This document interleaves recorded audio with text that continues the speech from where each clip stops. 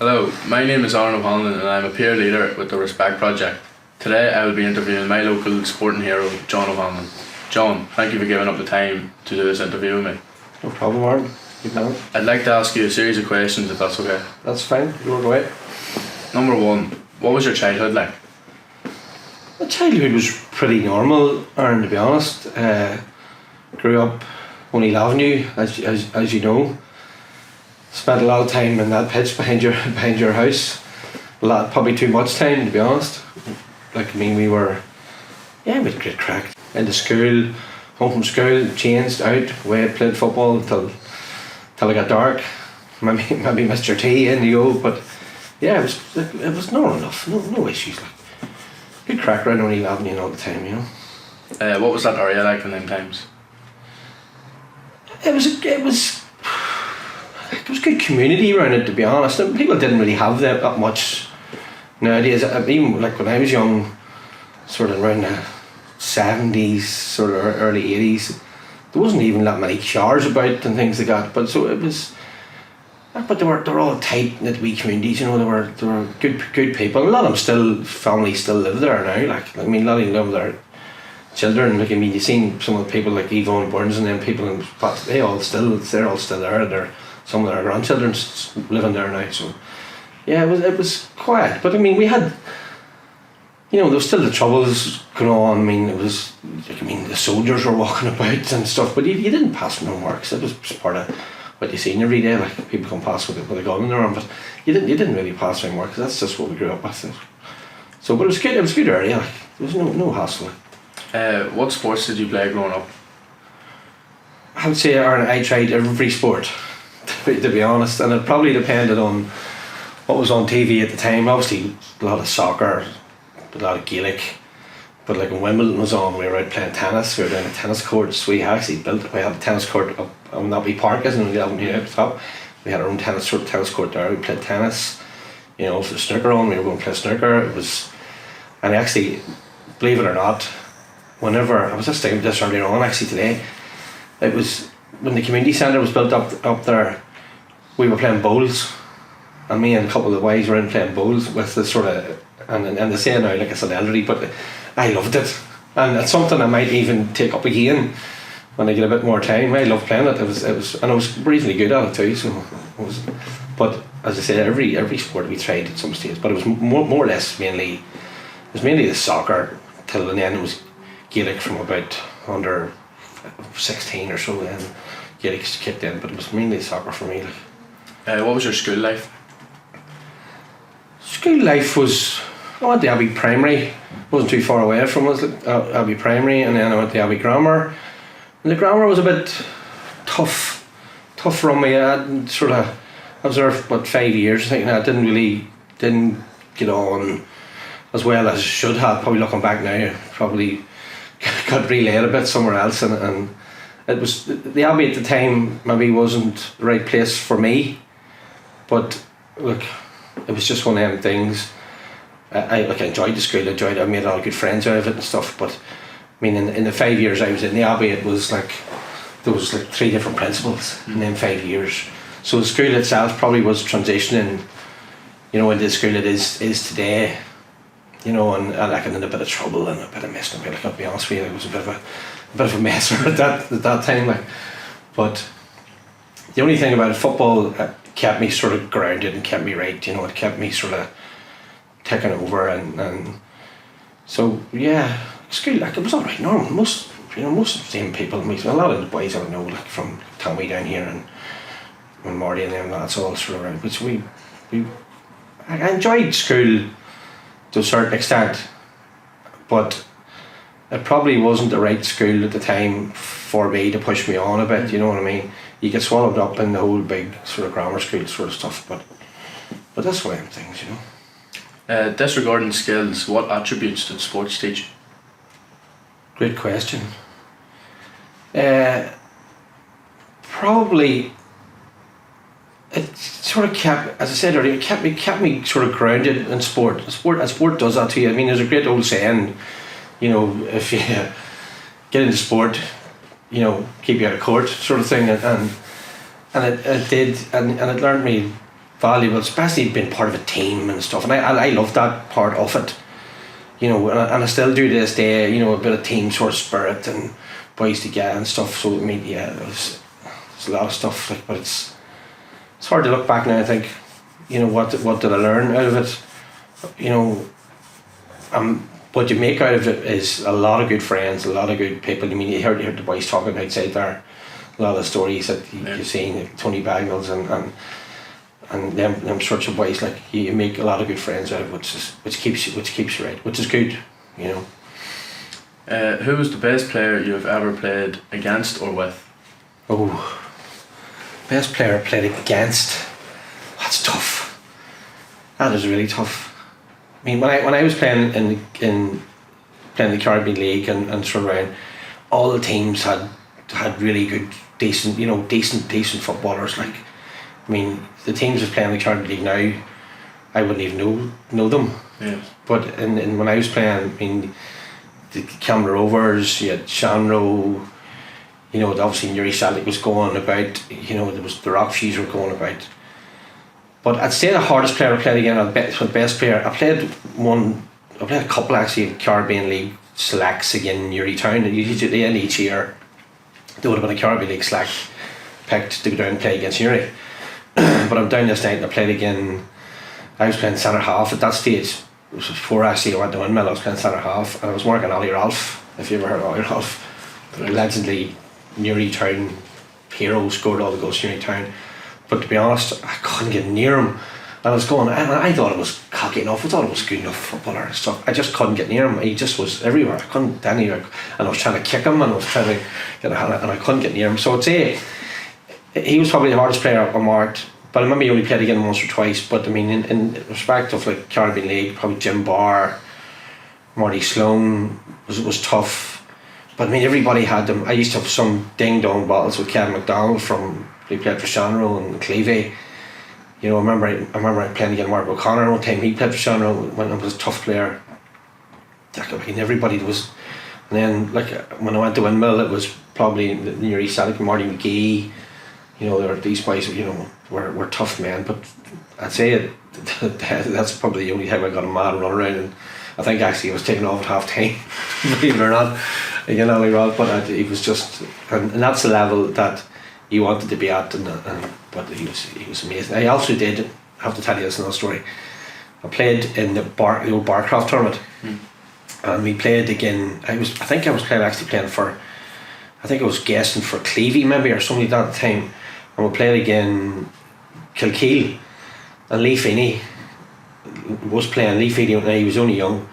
He was amazing. He was just so quick. And he wanted to play for Linfield and went to play across the Rangers and stuff. But he was so, like, he's managing somebody Bangor or something, I don't know. But he was something else too. Like, but you just knew them sort of players always. When you played against them, you knew these boys were going somewhere. They're going to go higher up. You know, they were just fantastic. Like, great footballers. Like. Who would be the best player you've ever played with? Another hard question. I played with some great football. I remember going to play. I played for Bestwick Wanderers. Sort of, that was my first. Well, I played the West End when I was about 14, 15 in the Caribbean League, and Paddy Siddall was a great man. Taught me a lot at that age, and I was only young. And then I went sort of there to Bestwick Wanderers. I played for, and Damien Fahey was some footballer, so underrated, like, just fantastic. But in terms of playing for, then obviously I played a bit for Rockview and Camla. Damien Lennon was a good footballer. I played for Rockview for that one year.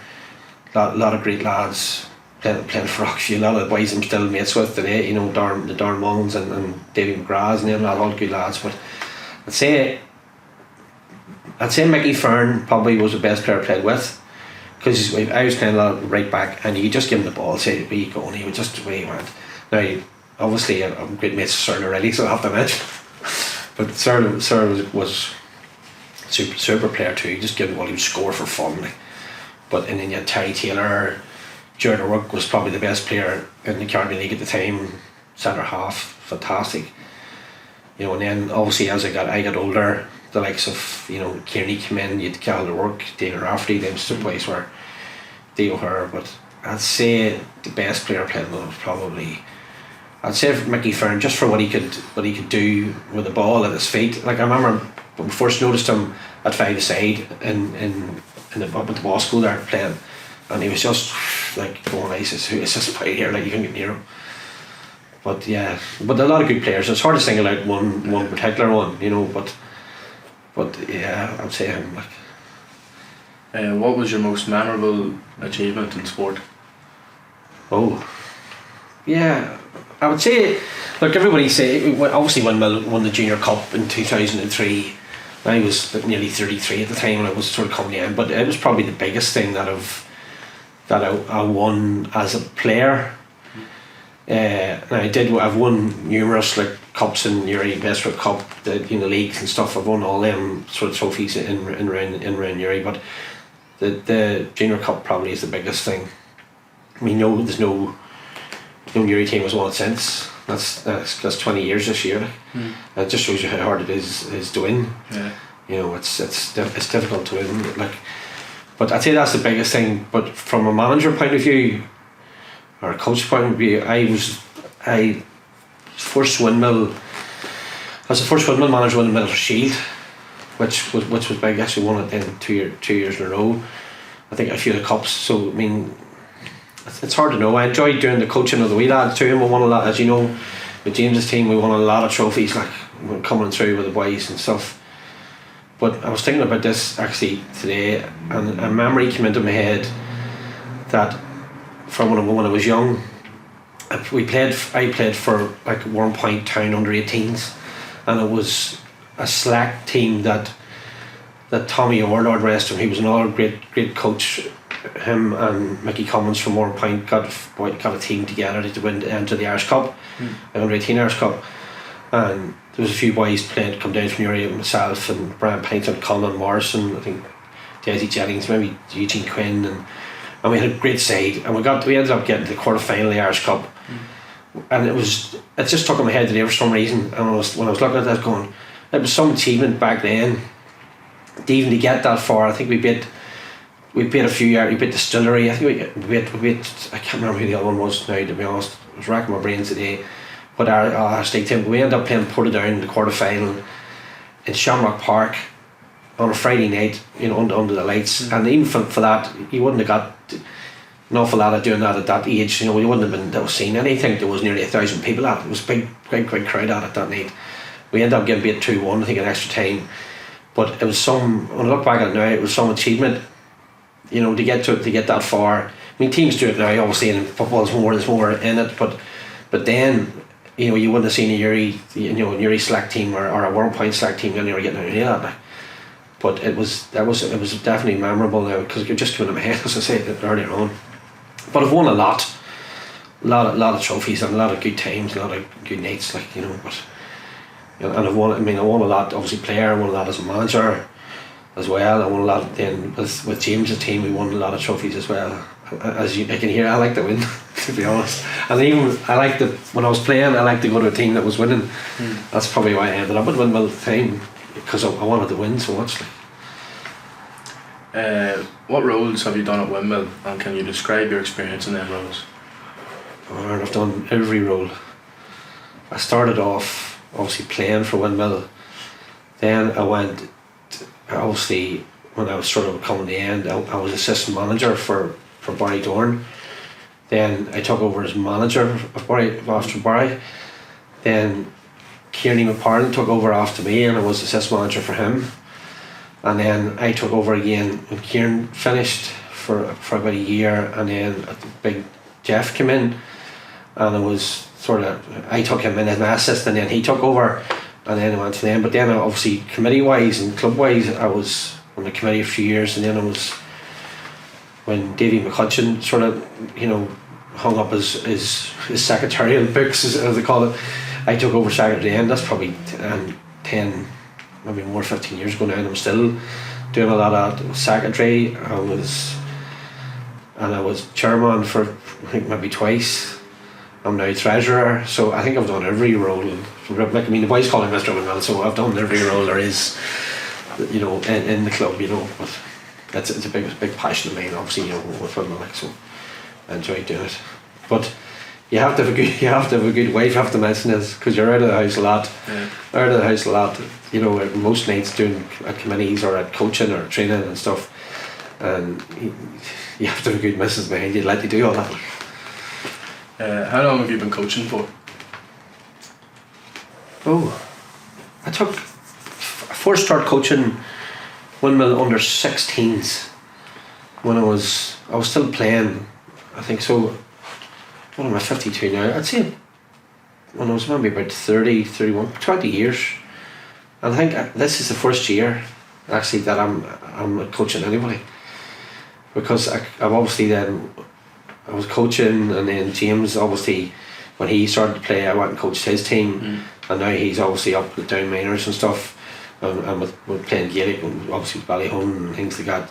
And then that team that we had up until the start of last year, obviously then David Dawn wanted to play sort of Irish League stuff and NIFA League things, so this is the first year that I didn't. And I did go up a few times up to Windmill and done a bit with some of the teams to see if it would just give me the bug back, but no, I haven't got around to it. And I do miss it in certain things, but I'm enjoying a bit of not doing it, just going around watching and doing the odd session here and there and going to watch obviously your boys playing and stuff, so I'm enjoying that of it. But I was coaching for 20 years, like. How did you find senior level sport compared to youth?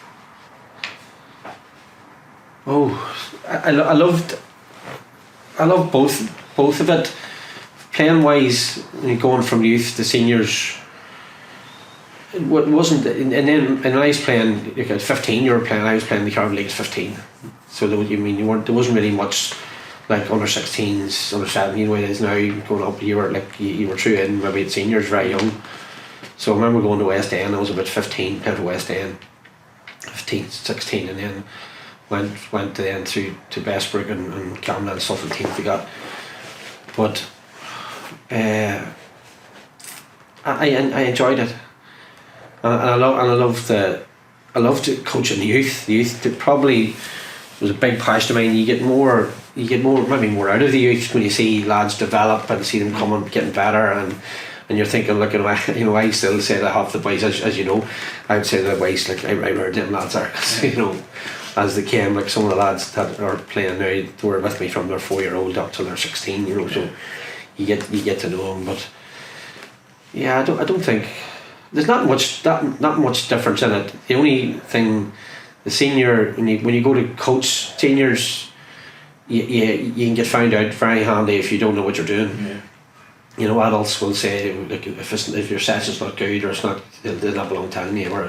Whereas when you coach in the youth, you can get away with it. But I enjoyed doing both.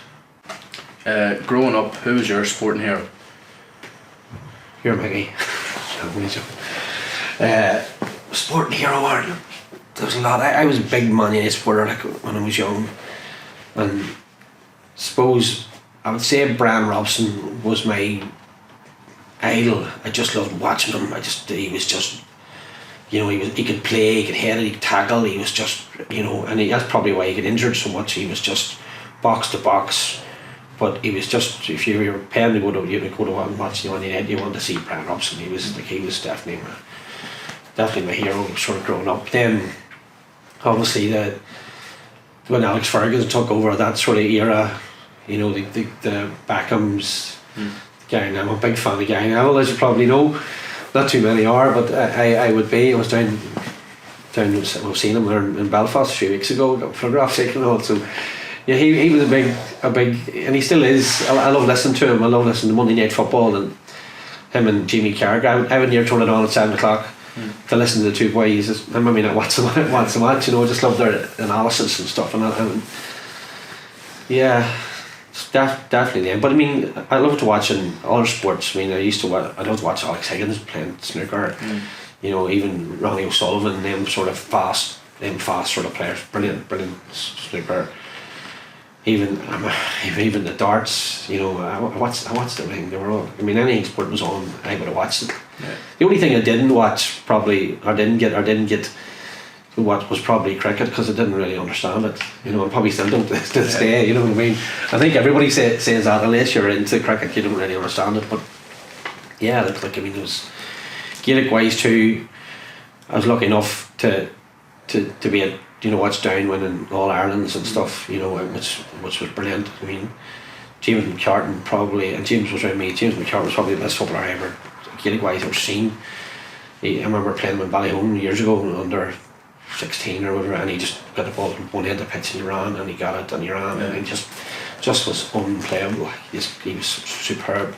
But I was lucky enough to see all them greats playing Gaelic as well, and like got to play with a lot of. I mean, I went to Shamrocks at one stage, and I got like DJ Kane. Them boys were great men, great leaders. You know, talking to you all the time. You know, so yeah, there's a lot of sporting medals, but one or two, runner ups, and obviously still to this day, and maybe going now.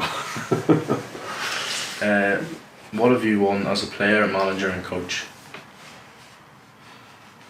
What have I won? Oh, everything. Well, everything locally. I won local football.